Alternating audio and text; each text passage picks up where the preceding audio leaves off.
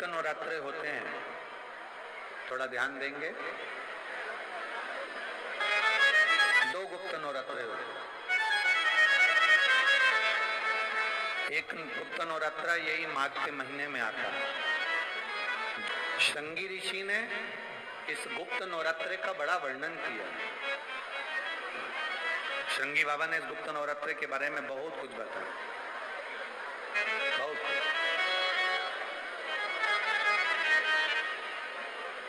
शृंगी बाबा गुप्त नवरात्रे के लिए कहते हैं कि अगर इस गुप्त नवरात्रे के अंतर्गत 9 लाल फूल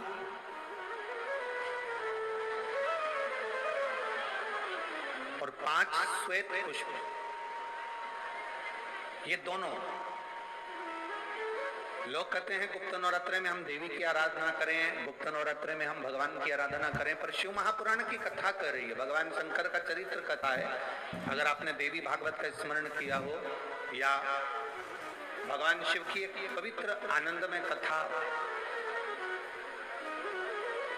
स्कंद पुराण के काशी खंड में अगर सुनी हो या उसमें भी नहीं पढ़ पाए हो तो शृंगी ऋषि के चरित्र में आता है। शृंगी बाबा ने वर्णन किया है कि किसी भी स्थान पर, किसी भी स्थान पर यदि हमारे घर में 2 शिवलिंग है नहीं है तो किसी अपने घर के गमले में, बगीचे में 2 पार्थिव लिंग का निर्माण करें। 2 पार्थिव लिंग, उसमें एक शिव जी का स्मरण करें और एक में माता पार्वती जी का स्मरण। देवादिदेव महादेव के 2 स्वरूप, 2 लिंग प्रकट कर एक पर 9 पुष्प लाल और एक पर श्वेत पुष्प 5 समर्पित करें, बाबा की आराधना करें, घी का दीप लगाएं, पूजन करें और बाद में उन शिवलिंग को, उन पुष्पों को विसर्जन करें। किसी भी नदी में, तालाब में, बावड़ी में, अगर वहां नहीं विसर्जन कर सकते हैं तो किसी वृक्ष के नीचे उनका विसर्जन कर दो। पर ये नवरात्रे, ये जो गुप्त नवरात्रे हैं, इस माघ महीने में जो गुप्त नवरात्रे आती है, इसी के अंतर्गत जिसका पूजन है। एक बार हमने पहले वर्णन किया था, जिसके यहाँ संतान नहीं होती उसके लिए भी पहले इस माघ महीने में जो गुप्त नवरात्रे आते हैं उसका स्मरण कराया था।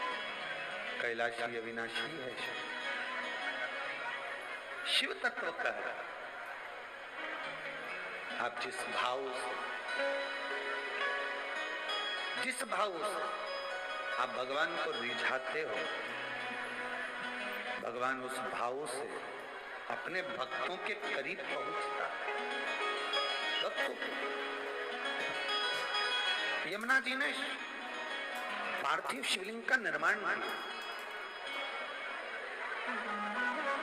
केवल चाहे गुप्त नवरात्रे हो चाहे सर्व नवरात्रे हो, केवल देवी की आराधना कर रहे हैं और सोचें कि हम माता जी की आराधना कर रहे हैं और माता जी हम पर प्रसन्न हो।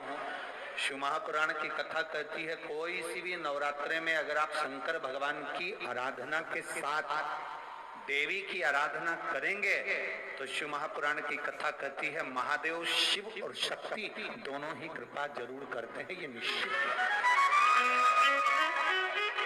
निश्चित है।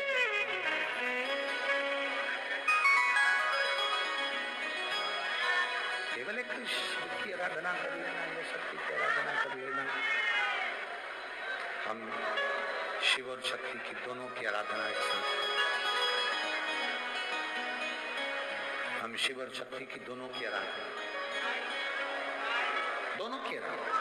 परंतु एक बात बहुत अच्छे से कहेंगे, शिव महापुराण की विद्येश्वर संहिता में लिखा है जो एक बार मुख से श्री शिवाय नमस्तुभ्यम बोलता है उसके मुख का दर्शन करने पर मात्र 1000 अश्वमेध यज्ञ का पुण्य फल प्राप्त हो जाता है। केवल श्री शिवाय नमस्तुभ्यम बोलने वाले के मुख का दर्शन मात्र कर लेने से ये फल की प्राप्ति। दिन भी मौका लग जाए, कभी नवरात्रे पड़े, चाहे गुप्त नवरात्रे हों, चाहे संपूर्ण विश्व को ज्ञात चैत्री और कुमार के नवरात्रे हों, हर नवरात्रे में आप एक विशेष ध्यान रखें प्रत्येक नवरात्रे में कि हमें शंकर भगवान के शिवलिंग की पूजन करना। और एक और बात समझ लें, दो शिवलिंग का निर्माण नहीं भी कर सकते हैं तो एक शिवलिंग का निर्माण करें और उस शिवलिंग के पास में ही एक छोटा सा मिट्टी का ढेला रखकर मां जगत जननी जगदम्बा का भी पूजन कर सकते। आपको नहीं बनाना दो शिवलिंग, तो एक शिवलिंग, एक मिट्टी का थोड़ा सा। ऐसा नहीं है कि मेरी माता दुर्गा भवानी पिंडी के रूप में नहीं पूजाती है। अगर मेरी माता पिंडी के रूप में नहीं पूजाती तो वैष्णो देवी में 3 पिंडियां विराजमान नहीं हो पाती। जितने जितने शक्तिपीठ हैं, आप प्रत्येक शक्तिपीठ में दर्शन करने के लिए जाएंगे तो वहां पर भी आपको पिंडी का दर्शन होता ही है, प्रत्येक शक्ति। ऐसा नहीं कि मेरी माँ पिंडी के रूप में पूजाती नहीं, वो भी पूजा।